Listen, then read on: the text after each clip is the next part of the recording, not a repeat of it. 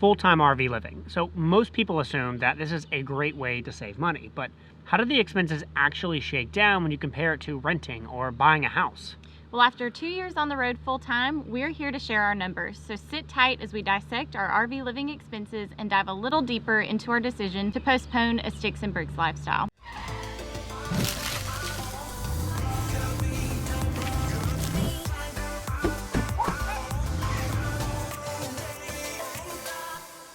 Okay, so the cicadas have decided to be extremely loud right above us, so we're going to move this inside for the rest of the video. So we originally thought that we were going to buy a Class C RV and then tow something behind it. That would look something like this. But in the midst of RV shopping, we both became pretty enamored with the Airstream aesthetic. Initially, we ruled them out because we thought that they were out of the question due to price. But after spending way too many hours on RV Trader, we figured out that a used one just might be in our budget. So we spent a few months researching Airstreams and tow vehicles, and we ended up going with a 2001 Ford F-250 with a 7.3 diesel engine. And Evan, if you're watching this, thank you so much for steering us in the right direction there. And then we bought a 2007 27-foot Airstream Safari. Now, the truck was obviously very used. It was 16 years old at the time. So we bought it for $12,790.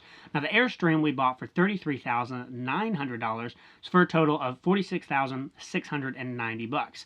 Now, we should say that we took out a personal loan from a company called Lightstream to purchase the Airstream, and we should have that loan completely paid off, hopefully at the end of this year. It might slip into Q1 of next year. Now, Nick and I are both really debt averse. Extremely. Yeah. So we struggled with the decision to take out a loan to buy the Airstream, but ultimately we decided that we were okay with it because the total Airstream payment and our campground fees were still significantly less than our Chattanooga apartment rent. Now, if you have any questions at all about taking out a loan for an RV and kind of the process or our decision behind it, please feel free to leave a comment down below or send me an email. Super happy to discuss more and kind of flesh that out. Now, you may have noticed that you get a lot less RV for your money when you buy an Airstream as opposed to pretty much any other type of rig, but they're so cool. They are cool. So it just comes down to what's important to you. And that being said, we've toured lots of different types of RVs that people have made look awesome. So an Airstream is definitely not a requirement for good style. Okay, so let's talk about immediate repairs, because when we bought the Airstream, it was in pretty good condition, but it wasn't perfect. We had to replace the air conditioning unit, the body needed some work done to it, and we had to buy 5 new tires for everything. When we added all that up, that came to a total of $3,852.79. Now, that was at the beginning of 2017, and of course we had plenty of other maintenance that we had to do throughout the year. Our total maintenance for the year came in at $4,779.04, so about $1,000 more than what we had to do just initially when we bought it. All right, now when it comes to the immediate repairs on the truck, we knew and expected that we were going to have to do some things. After all, it was 2001, it had 230,000 miles on it. That 7.3 diesel engine is a fantastic engine, but we knew that we were probably going to end up having to replace the transmission at some point. The trucks are notorious for those going out around that mileage mark. Unfortunately, we just didn't know how soon that was going to be. So within the first 3 months, we had to do, a couple servicing. We had to get new batteries for the truck, which for a diesel is not cheap. And we had to replace the transmission. And that's why we love emergency funds. Yeah, because the total for just that 3-month period, right when we bought the truck, we ended up paying $7,157 just in maintenance to keep the thing going. Like I said, though, that was calculated into our initial decision to buy the truck and why we were able to get such a good deal on it at the beginning. It was really important to us to buy the truck without a loan, so that factored into all of our decision making and knowing that we were going to have to make these repairs down the road, but we were still going to buy the truck that we could afford in cash then. Now, of course, we couldn't just buy an Airstream and leave it as is. Now, a lot of people, they buy vintage Airstreams and they rebuild them from the ground up. Obviously, being 2007, ours is not vintage, and honestly, it was in good condition. We didn't need to do stuff on the inside, but we wanted to, and so we made that a priority in our budget to change up the inside and redo quite a bit of it to suit our needs because we were going to be living in it full time. So for our first renovation, we did a few things like turning some of the storage compartments into a kiddie fort.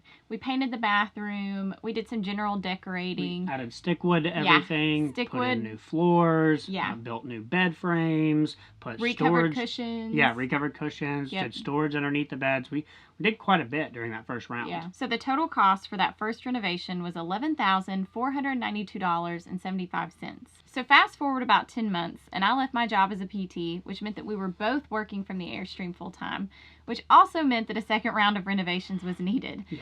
So for this second round of reno, we pulled out a long bench sheet that used to be in the Airstream and replaced it with a desk, and then we pulled out the booth and original dinette table and replaced it with a wraparound booth and a smaller table to give us more room for the desk. So the total for our second round of renovations was $3,321.59. Now, in addition to making our Airstream look how we wanted it to, we also had plenty of other repairs and things that have just come up over the last couple of years. It's just like a house. There's always something going on. Yep. Some of the biggest expenses for us have been when the oven decided it wanted to catch on fire, like a campfire on the inside, so we had to replace that. That was a total of $729.84. Then we had to replace our kitchen faucet when it started spewing water. Thankfully, we could do that work ourselves, so it was only $220.10.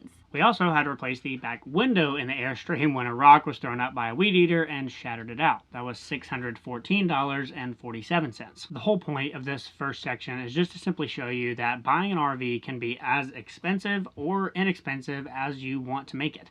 If you're super handy and don't want to spend a ton of money on your space, you don't have to, and you can save a lot.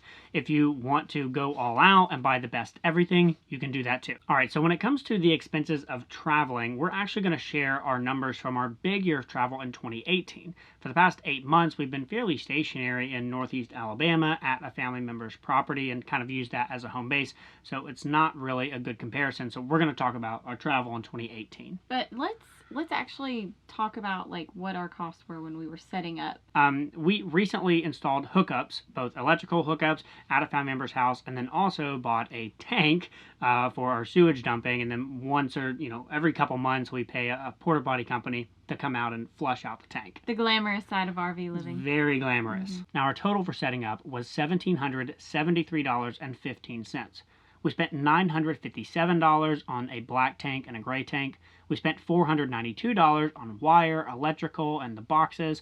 And we spent $323 on tools and all the equipment that we needed to dig our trenches and do the work to actually install all of our electrical hookups. There's lots of different options when you're doing your own RV hookups, but we just wanted to provide insight into the way that we chose to do it, which is a little less permanent than like underground tanks and all that kind of stuff. Okay, so now let's get into what it looks like for a full year's worth of RV related expenses. And keep in mind, this is during our year of travel in 2018.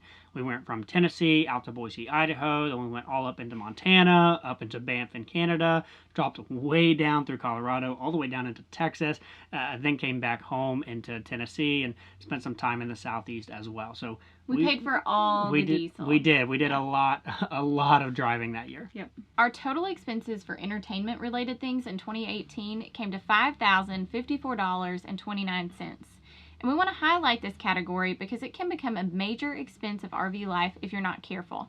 It's really tempting to go out and try new restaurants or buy new equipment to explore an area and just buy all the stuff in general. And let's just kind of ignore the fact that my spending was double yours in 2018, our fun spending, because we totally get the same amount of fun spending. We get the same amount every single month. Yeah. So that's all good. Now, fuel is definitely one of the biggest expenses when you're traveling on the road. During 2018, we spent $5,729.71 on fuel. Now, that does include diesel for the truck, and on a few shorter trips, we took Hannah's car as well, so we had to pay for her gas. But on most of the big trips, we just took the truck and the Airstream. Keep in mind, though, we only get 8 miles to the gallon when we're towing, so that diesel fuel burns up real fast. On our first major Airstream excursion, we left from Knoxville, Tennessee, drove to Boise, Idaho, and we had to do it really fast because we were trying to make it for a conference. So we did the trip in 3 days, and we spent $632 on gas. And keep in mind, that's just for the truck. We didn't take an extra car. So fuel is a major expense that you have to consider and will likely play a pretty big role in how quickly you travel. The beauty, though, about RV life is that your expenses are fairly controllable. The slower you travel, you're going to save more money both on campground fees, as you'll see in a second, and fuel. And the faster you travel, the more you're going to spend. Now let's talk about one of our major monthly expenses, which is cell phone and internet, which comes to a total of $391.45.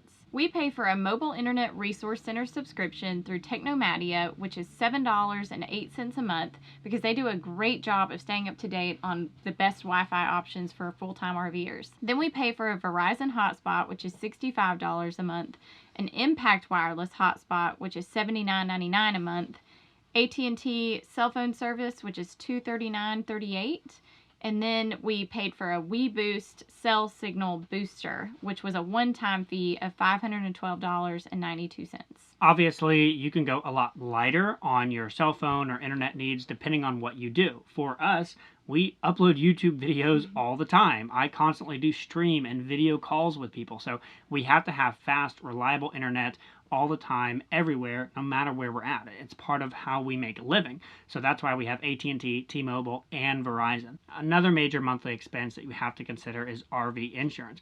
And unfortunately, for full-time RVers, there's not very many companies that will insure you. We ended up going with a company called National General, and we have a monthly payment of around $225 a month for the Airstream and the truck insurance. Another expense we picked up with RVing is accountant fees. When you are making money in a bunch of different places, taxes get a little bit tricky. So rather than try to fumble our way through doing our own taxes, we pay an accountant $425 a year to just take care of it for us, and to us, it's well worth the money. Like we mentioned earlier, you always have to plan for RV maintenance. We're not going to spend any more time here. We've covered this in great detail. But in 2018, we spent $4,799 on RV and truck maintenance, which comes out to about $400 a month. So you definitely have to plan for it. Propane is another expense that we picked up as RVers, and this one is really variable. We go through like none at all in the summer, and then we fly through propane in the winter. We've spent anywhere from $128 in January to $0 in the summer because we can skip months in between propane refills. In 2018, we spent a total of $428 on propane, which comes out to $33.36 per month. We also have a handful of RV-related memberships that we pay for a yearly total of $341.95. We pay $79 a year for Harvest Host, which is a company that lets you stay in all sorts of wineries and breweries for one night for free all over the country. We have a Good Sam Club membership and a Passport America membership, which basically just give you discounts at different RV parks. And then we also pay for Good Sam roadside assistance, which is kind of like AAA, but for RVers. Now, we got rid of a lot of stuff when we decided to move into the Airstream, but there were a few things that we wanted to hold on to. Yeah. So we do pay $63 a month for like the smallest storage unit that we could find. Now, this might shock you, but our 27-foot Airstream does not have a washer and dryer in it. No, it does not. So going to laundromats was another expense that we have to account for. We spent a very special Thanksgiving together in 2017 in the laundromat. Well, we did go to Crackle Barrel afterwards. You said Crackle Barrel. That's how I say it. That's Cracker Barrel if you don't speak hillbilly. Okay, so in 2018, we spent a total of $215 at laundromats. That's not including detergent and dryer sheets. That's purely just paying to use the machines. Keep in mind that this number can be a little deceiving because when we're close to family, they're nice enough to let us bum off of their laundry. There's also a handful of RV parks like the one we're staying at literally right now that has laundry just rolled up and included in the monthly rate. Speaking of nice RV parks that have laundry included, let's talk about one of the biggest expenses, which is your monthly campground fees, which are probably one of the most varying. You can do it and spend a ton of money, or you can do it for free and just boondock everywhere and stay in Walmarts across the country. But we got eaten alive on our trip out west because we didn't realize what a big difference it makes when you stay in one place for a little bit longer. Yeah, the faster you move, the more expensive it's going to be. So we spent anywhere from $10 a night in Aiken, South Carolina, $300 a month, super cheap, really nice, to $55 a night or $1,200 a month in some of the really nice places out west, outside some of the big national parks. We try to balance out as best we can, staying in really nice, fun, expensive places with some cheaper options. And of course, like you mentioned, the longer you stay, the better the rates. If you stay for just a night, you're going to pay top dollar. Whereas if you can stay for a month, or we even stayed 6 months in one place, you can get a really, really cheap rate because you're willing to pay that longer monthly amount. So during 2018, we spent a total of $5,914.56 on campgrounds. That comes out to an average of $492.88 per month. And we think this is a pretty good middle ground when it comes to camping. We rarely stay in like super nice resorts. We don't do that very often. And we've also never really boondocked except for the occasional Walmart one night stay as we're passing through a city. So we do a lot of kind of middle ground camping, $500 a month on average. That's been a good amount for us. Okay, so what does that bring us to? Well, our total RV-related expenses for 2018 came out to $31,555.10. Now, obviously, there's plenty of expenses that are missing from this list. All of our normal kind of day-to-day stuff, our groceries, our cosmetics, our pet supplies, all the normal spending that you have whether you live in an RV or not. In this video, we just covered our RV expenses. To give you some context, though, in 2018, we spent a total of $63,000, which is everything, all combined, non-RV stuff and RV stuff together, which is an average of $5,300 per month. Ultimately, if you want to live in an RV solely to save money, there's probably much cheaper ways to do it that have a lot more room. But an RV definitely is a way to cut costs if you're willing to stay in an older rig at a less expensive campground in a lower cost of living area while also not traveling too fast. And if you're retired or have the blessing of a remote job, RV living is amazing. Job flexibility plus location flexibility puts you in control. So you can choose to intensely travel or intensely save money or somewhere in between. So what do you think? Is it less expensive, more expensive than you thought? Leave a comment down below and let us know what surprised you the most.